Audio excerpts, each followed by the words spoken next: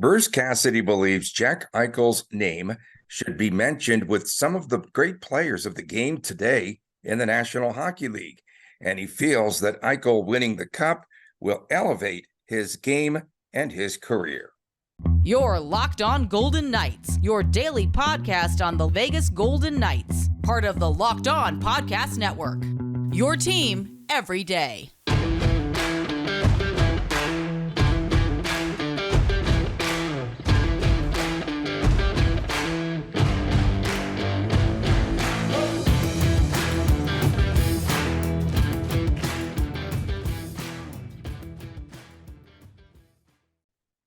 Hi again, everyone. Tony Cardasco and Chris Golick from Las Vegas. Thanks for making us your first listen each and every day. Of course, you can subscribe on our YouTube channel, Locked On Golden Knights. Find us on Twitter at Tony Dasco, at TD Chris G, at Locked On VGK. We are brought to you today by FanDuel. Sign up today at FanDuel.com/LockedOn for up to 10 times in bonus bets up to $200. So, Chris, Bruce Cassidy says that Jack Eichel's game improved so much over the past season that it is his belief that Jackie Aces is among the league's elite. He was on the Cam and Strick podcast. Cassidy talked about the improvement in Eichel's two-way game, of course, and he said that he deserved a lot of the credit for changing things with Jack.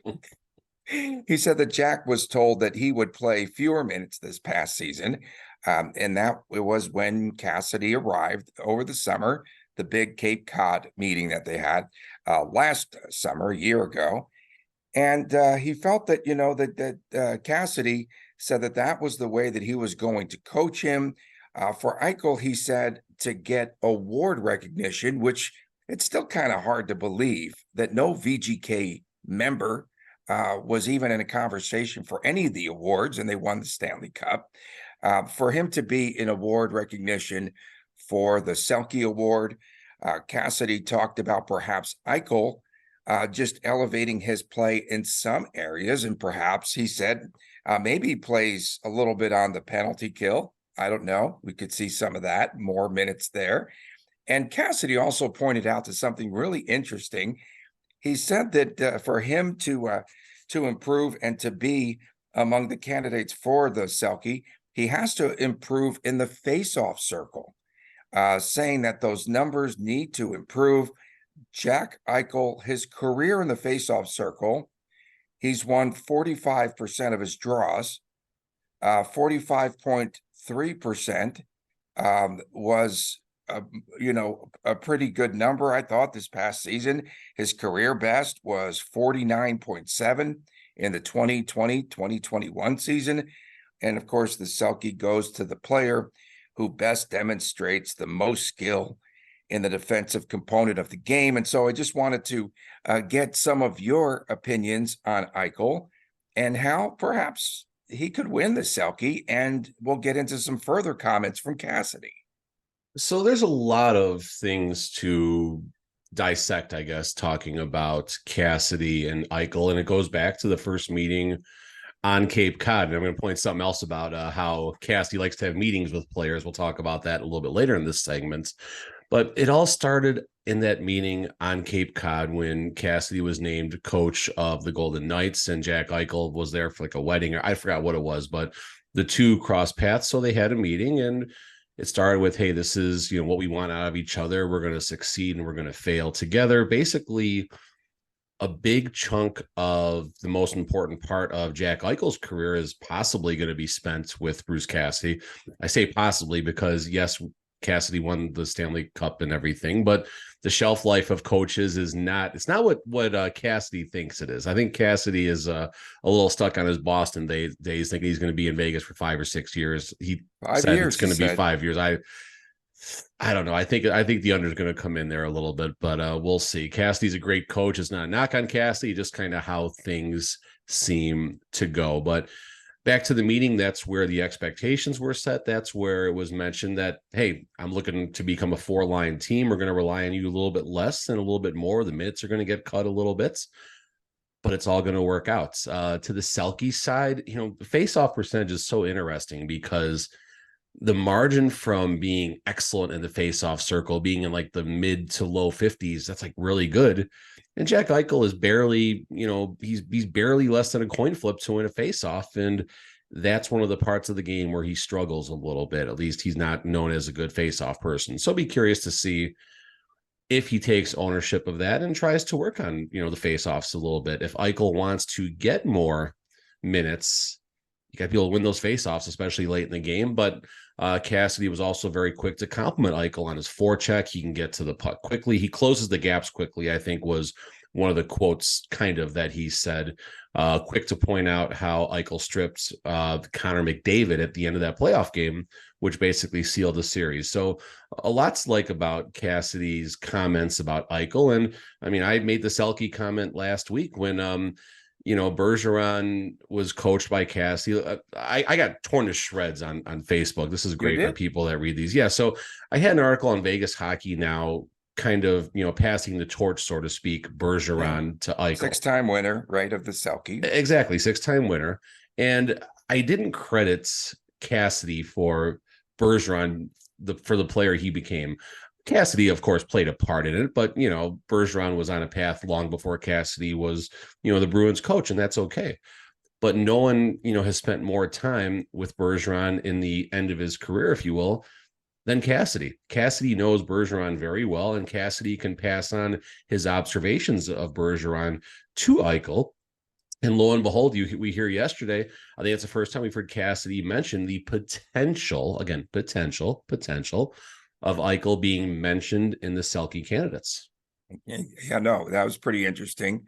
Some other things that stood out as part of this interview, Chandler Stevenson, he said, one of the most underrated players in the league. And then he also talked about another factor that played its part in winning the cup was that the fact that the Golden Knights have strength up the middle. He talked a lot about that with the center play. I thought you were going to talk about how he mentioned William Karlsson's, two-way ability and all that stuff too. He did mention that. No, he did. He credited Karlsson, and again, back to an early season discussion. So Karlsson was used to being on the misfit line. You got Riley Smith and Jonathan Marchessault alongside you. It's hard not to do well when you got those two on each side of you. But Cassidy pulled Karlsson aside and said, listen, I'm going to possibly put you with a couple younger players, Howden, Amadio, and just kind of roll like that and see what happens. He chased them off the line, remember? Yes, he chased them off the line. You can say however you want to say it, Tony. He changed the lines. And I mean, Cassidy, he knows a thing or two about mixing lines up. He won a Stanley Cup. He knows what he's doing.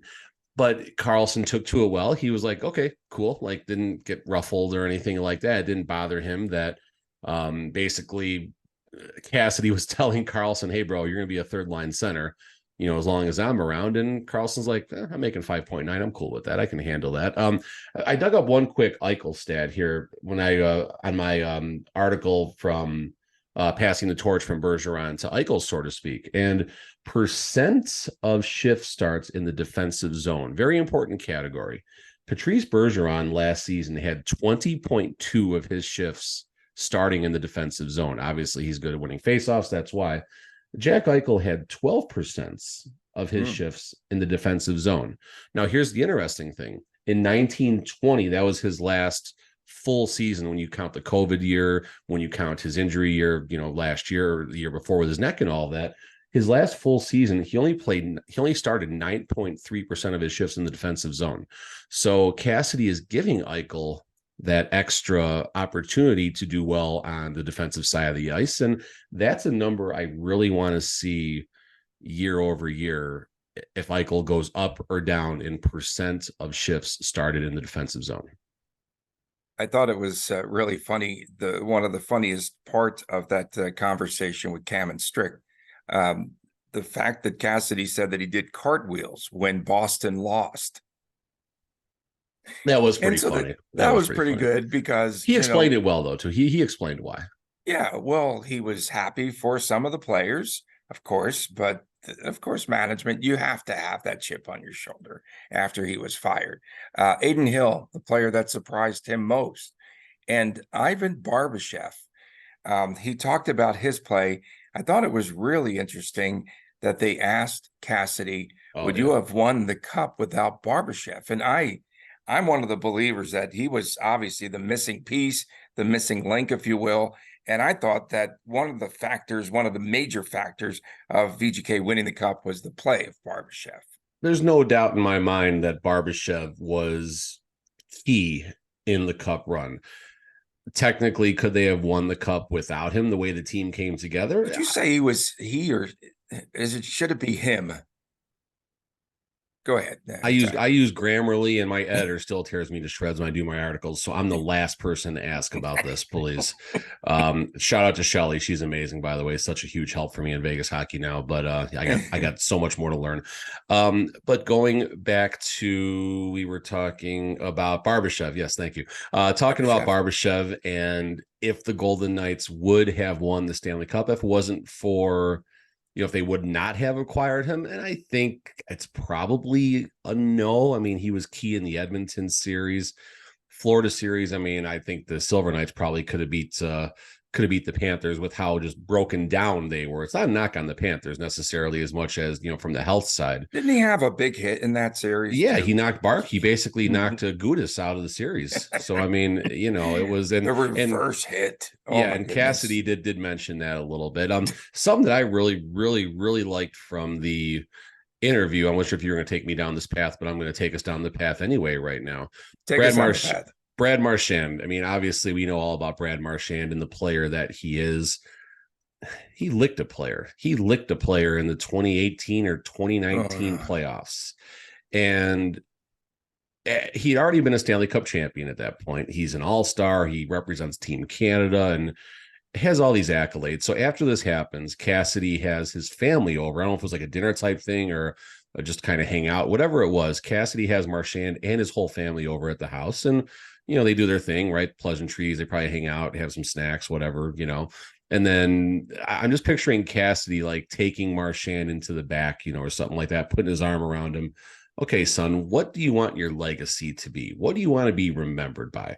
And that was a moment where Cassidy was trying to keep Marchand in the right path. Cassidy called Marchand a mouthpiece in the AHL. I thought that was interesting, basically saying that he was almost a distraction with the way he chirped and stuff like that. So, and then we compare the Marchand meeting with Jack Eichel. Again, same deal. He pulls him aside, has a private meeting with him, so to speak. And like we've all had jobs, guys, where our bosses suck. I'm sure people have said I sucked as a boss. I mean, I can acknowledge that at times. And sometimes bosses like to send an email when something's not going right. They like to talk down to you. They like to yell at you. They like to do all these things that you don't like. And then we might have had this boss where they're kind of cool. And when something isn't going well, they pull you aside and they just have a good conversation with you. They don't write you up. They don't discipline you. They don't make a big deal about it, but they get you on the right path. That's the type of boss, the type of leader that I feel Bruce Cassidy is. He would rather pull you aside, have a conversation with you, and really just set those expectations and set you up for success. Cassidy saying very few guys will last more than 5 years. You talk about his leadership. He said a lot of those things that were said. 3 years. Yeah, of course, because of the egos of that front office here in Vegas. The second he slips a little bit, they want him out. So he said very few guys last more than 5 years. I thought that was pretty interesting. He talked about Cooper at Tampa winning the cup, there a couple times. A made man. There you go.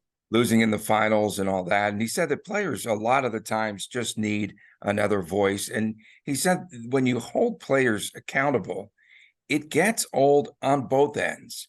So the coach to the player to the coach, and eventually that wears very thin. And then, of course, you wind up being out of a job. And he said a lot of these coaches are considered like retreads or what have you. And then they wind up with 5 or 6 different teams because their voice gets old.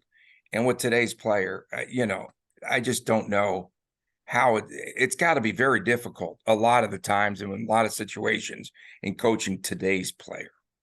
It definitely does. And I mean, I think this is kicking a dead horse, so to speak here, but we talk about the exit interviews and how big of a part those play in keeping a coach around right now. Pete DeBoer, you can argue, I mean, at the end of the day, obviously it was the right decision, but it was certainly those exit interviews that did him in. Same thing with Coach Cassidy. It was definitely those exit interviews that did him in Boston. And going back, I don't think it was necessarily as much about the players, just completely disliking Cassidy as much as it was with what Cassidy said. The message gets old after a while when you're constantly keep holding, people to a certain level of accountability. And that doesn't mean you're doing your job any differently. It doesn't mean you're doing a bad job. It doesn't mean you're doing a good job, but just sometimes people need that different voice in the locker room. And then kind of going a little bit deeper on your topic here, Cassidy mentioned when he came to Vegas, he was a one-man show. He didn't bring anyone with him. He didn't have any of his people here. They wouldn't allow him to bring his people. Come on. You can say however you want, but the point is, the made man made the coaching staff.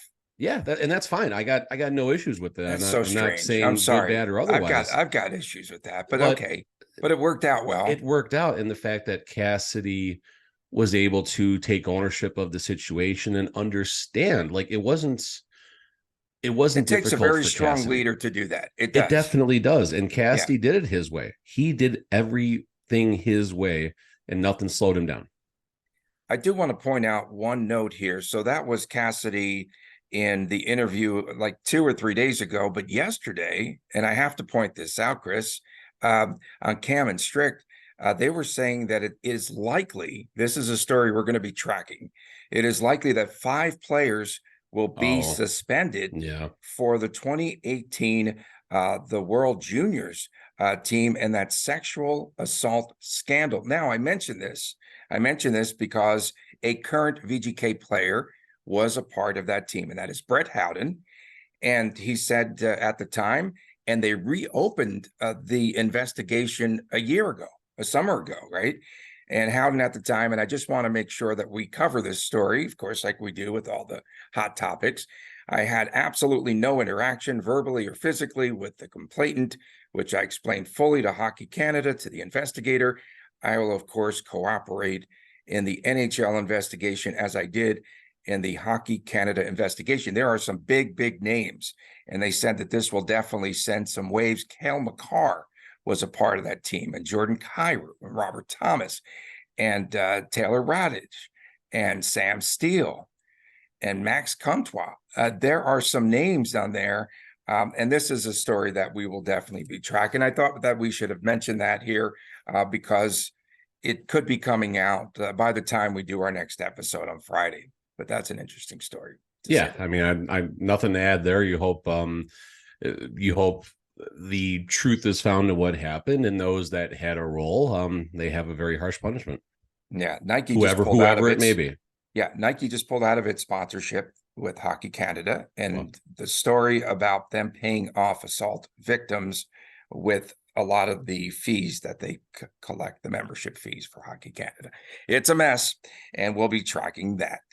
Coming up next, we'll compare the contracts of 2 players that were pretty much backup goalies for most of the season, or at least at the start of the season. This is gonna piss some people off. Adin Hill of VGK, Jeremy Swayman of Boston, a player that Bruce Cassidy was involved with the development.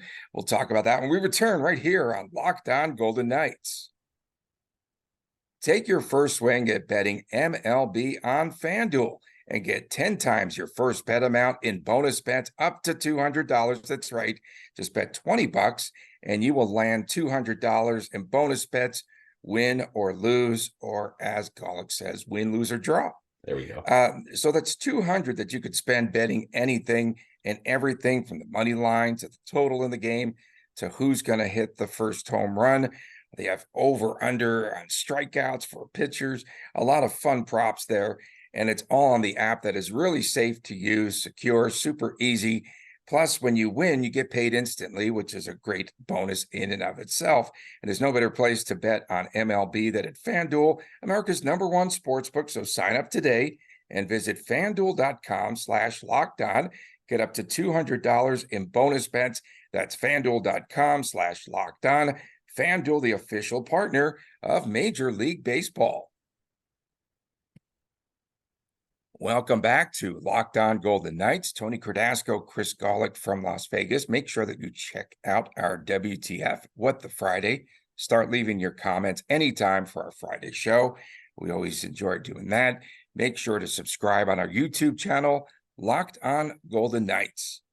So, Chris, Jeremy Swayman, who platooned with Linus Ullmark for Boston this past season, they combined to win the Jennings Trophy, right? Awarded for the best goaltenders in the league tandem. VGK won that with Leonard and, of course, Fleury.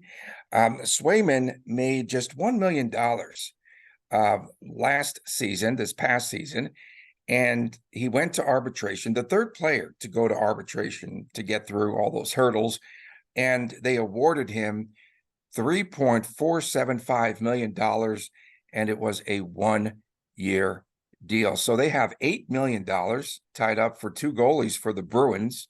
It's a lot of cabbage. And for VGK, it's over now close to $6 million, right? 4.9 and it was 5. It's like 5.7. Okay, close to 6. And so Swayman saw it $4.8 million. The Bruins offered $2 million. Did he get screwed? Yes. I think so. I think so too. So there's an interesting thing. I almost wonder if the Bruins did him a solid here. And the reason I say this, I don't know the exact rules of arbitration, but the Bruins could have had, I think it's probably based on his age and experience in the NHL. The Bruins could have made this a 2-year deal at that number, at that AAV number. 3.47 for 2 years feels like an absolute steal for Swayman, but the Bruins went with the 1-year side of it. So I find that somewhat interesting. I'm curious how that shakes out. And when you're looking at arbitration, we talked about this also. It's like you're buying a house. If I'm looking at the house that I currently live in, the bank is going to look at the house across the street for me and see what it's sold for. And that's about what my house is worth. There's more to it, but long story short, that's kind of how it works. So the first comparable that I thought of was Adin Hill and Jeremy Swayman. Well, Adin Hill got $4.9 million. Okay, there's Stanley Cup tax there, folks. Yes, I understand. Adin Hill made great saves. Adin Hill won a Stanley Cup. Adin Hill had a remarkable playoff short run. I know I'm going to get grilled for this, and I love it. I love it. I love it. It's going to be fun. It's going to be a great day. So let's look at some stats here right now. Adin Hill's last 2 seasons, 27 regular season starts, 25 regular season starts. With the Sharks, I mean, his record doesn't matter, but he goes 10-11, puts up a .906 save percentage. Okay. With the Golden Knights, he goes 16-7-1, puts up a .915, not bad. And of course, we have that magnificent playoff run. Yes, let's not. I'm saying it over and over. 2.50 goals against average. Yeah, I'm saying it over and over. I'm saying it over and over. So Jeremy Swayman's last 2 years, he gets 41 games played in 21-22, goes 23-14 with a .914. This past season. And again, you got an excellent Bruins team. You got to give a lot of credit there as well. But Swayman's a big part of that. And he goes 24-6-4 with a .92 save percentage, .920. So his numbers in the regular season are better than Adin Hill. Call it what it is. They are better than Adin Hill's numbers. He is more reliable. So the fact that he only, Swayman, of course, we're talking about, got 3.47, that seems, I mean, it's a very team-friendly deal in my perspective. And I don't think he's worth 4.9 like Adin Hill, because you have to give a lot of credit for the Stanley Cup. But I'm shocked it wasn't at least 3.75, if not even closer to $4 million, just looking at comparables. And I put on my personal Twitter, I said, which situation is better? I had a Twitter poll out there, an X poll. What is an X poll? I don't know. It's the former Twitter, whatever you call it, stupid app now. What's the better deal? What's the better situation? Adin Hill 2 years at 4.9 or Swayman 1 year at 3.47? And I got more Vegas followers than Boston Bruins followers, but it was like 3-4 or 4-3, if you will. No, other way around. 4 votes for Adin, 1 vote for Swayman. Everyone thought Adin Hill's a better deal, and it's not. I'm sorry, guys. If I could swap goalies right now, if you can put Jeremy Swayman on the Vegas Golden Knights at 1 year 3.47, and Adin Hill on the Boston Bruins for 2 years at 4.9, I would take that deal in a heartbeat on the Golden Knights side and take Swayman over Adin Hill, given the contract situation. And we saw where Omar was not good in the playoffs, and Swayman stepped up. And again, a goaltender that was developed by Bruce Cassidy, brought up through the ranks. All coaching. It is all coaching. It is like it's amazing what he's done with goalies, and his system allows goalies to be better. Let's face it, with the defensive structure. Thank you. Allows them to really not make a ton of saves on a regular basis, and it cuts down a lot on the wear and tear. I would have to. So could we agree? No, that's fair enough. But could we possibly maybe agree that Adin Hill's Stanley Cup run? Oh no! Don't say flash in the pan. No. Oh, not okay. Saying flash in the pan. I'm definitely not saying that. No, I would not do that. Adin Hill's only time will tell. Yeah. If it was. So where I'm going with this is MySpace. All right, the blue circle is spinning. The blue circle just started spinning right now, and it's still reloading. It's refreshing. Again? No, I'm not doing MySpace. That was kind of funny, though. I got some good comments about that. Okay. So is the Stanley Cup tax, so to speak, that Adin Hill received at $4.9 million, is that equatable to the goaltender-friendly system that the Golden Knights have? And when I say that, remember, 5 different starting goalies and all those goalies in the playoffs and everything that happened. So yes, Adin Hill was great, but it was also a product of the system. Yeah. Swayman also, same deal, a product of the system and all that. But I think Swayman is better deal at 3.47. Oh man. And I'll tell you, like if I went in there, I wonder if he did compare his success to he had to have, you go in there and you have all these arguments. And I think that I would, if his agent didn't do this, it was an injustice to Swayman to go in there stacked up with Hill. I would say, okay, this guy's getting 4.9, and yes, he got on that playoff run. And Swayman asked for 4.8, right? Was it 4.8? He asked for 4.8, and then Boston $2 million was their number, right? Yeah, of course they lowballed him, and then which is normal. That's how it works. Okay, but he did play 10 more regular season games. And in doing so, I'm just talking regular season. Right, same thing. 24, 6, and 4, as you had mentioned. And, I mean, 2.27 goals against in the 0.92 save percentage. He's got quite an argument. And I think somebody dropped the ball there. And we're not knocking Adin Hill down, folks, but we are acknowledging reality here. We are acknowledging the reality. And the fact that Swayman's arbitration hearing was, I was going to say it. I have to go there. Rigged. It was rigged. Tony, I don't agree with you when you pull out the R word too often, but that's one where if I would change this to I agree, Tony, but that's too much work right now.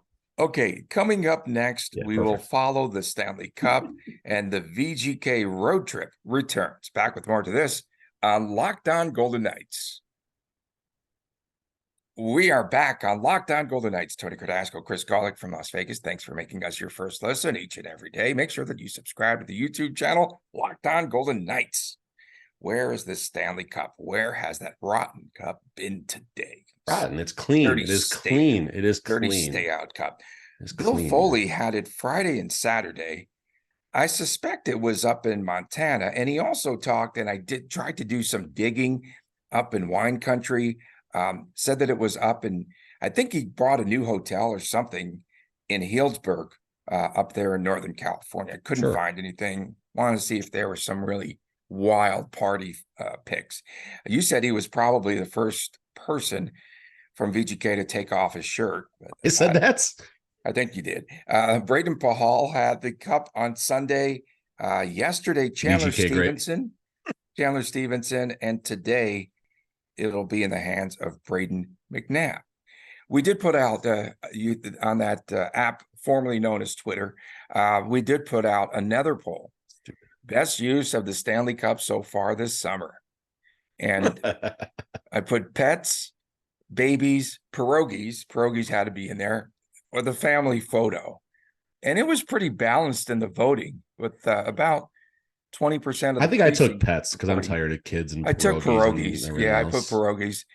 Babies was the number two. I got Number yelled at because I one. didn't know what a pierogi was. I got yelled at for that on YouTube or something. 32% babies in that poll. So that was pretty interesting. Cassidy knows a lot about the baby situation with the Golden Knights. Like he said in the back to that podcast, 3 or 4 of the guys said babies or Did 5. he say 5? I thought he said I don't 5. know, but he's like he's even cracked some jokes about like in post game press conferences and stuff. So he knows the players well.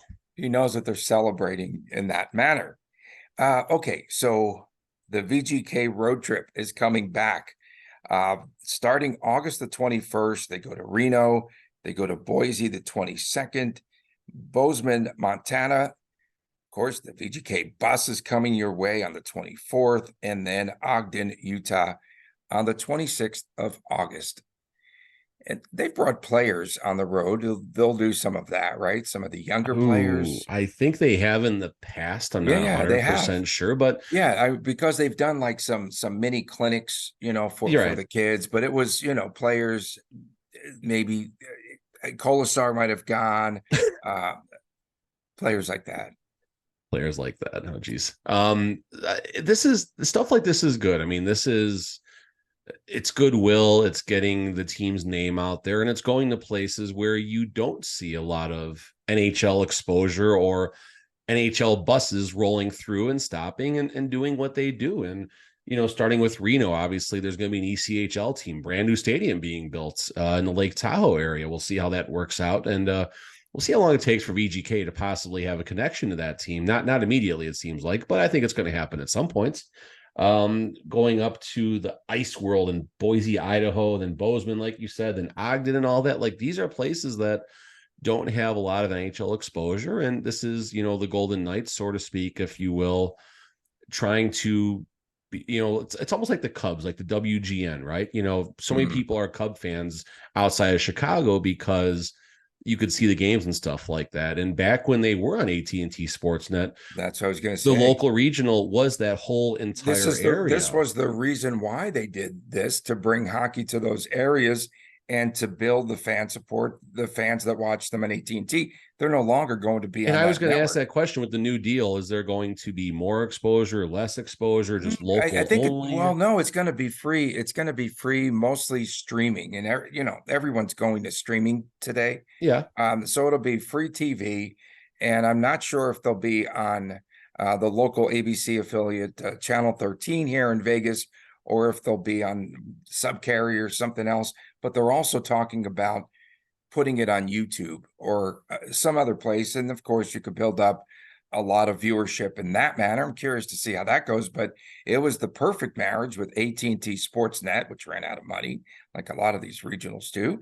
Perfect marriage between them and VGK, and that's why they went to these areas. Is this also a way of Bill Foley marking his turf up in the greater Salt Lake area, where there's been some discussions about the Coyotes moving there? I mean, the Coyotes, they might become the first team to go abroad or something like that. Like the NFL is thinking about having a team based in London. This tour is a good concept. I'm sure they're taking note because this is the way they're going to be playing games. What if they would have taken this tour down to Glendale or something like that, just to kind of scrape the Arizona, a little bit? That would have been a little bit more. That would have been interesting if they would have done, like do a little southwest swing or southeast swing, I guess, compared to where we are right now. But there's always a reason, and there's always a subplot, and there's always the game within the game. And we know Bill Foley loves the game within the game. You've had some outstanding points about the situation with the NBA team and the billionaire he's fighting with for attention and all that. And it's fun, and everything is done with a purpose that Foley and his businesses do. Okay, I went to the soccer game last night. Okay, this could be an MLS city too. There's no doubts. There's no. I think I would say MLS over Major League Baseball, because the fans right now are so mad and bitter with the entrance of the Las Vegas A's. I went to the Barcelona AC Milan game last night over at Allegiant Stadium. Great crowd, a lot of fun, very festive. And I do believe the same thing like you. I think that MLS, that'll be the next. There should have been an MLS team here after 10 years ago, to be fair. Yeah, Like a that few should have been the people dropped first. the That ball. should have been the first. Yeah. And well, the pandemic came too, because they were talking about a new stadium downtown, knocking down the good old Cashman Field and all Yep. that. But yeah, I definitely believe, and I only mention that because Foley's name's been mentioned prominently in him and Wes Edens battling each other for the rights to an MLS team. I'm Tony Cardasco. He is Chris Golick. We appreciate you tuning in to Locked On Golden Knights. Make sure you subscribe on the YouTube channel, Locked On Golden Knights, and follow us with all the shenanigans at Locked On VGK. We appreciate everyone, especially our everydayers. We'll see you again on Friday right here on Locked On Golden Knights. Take care.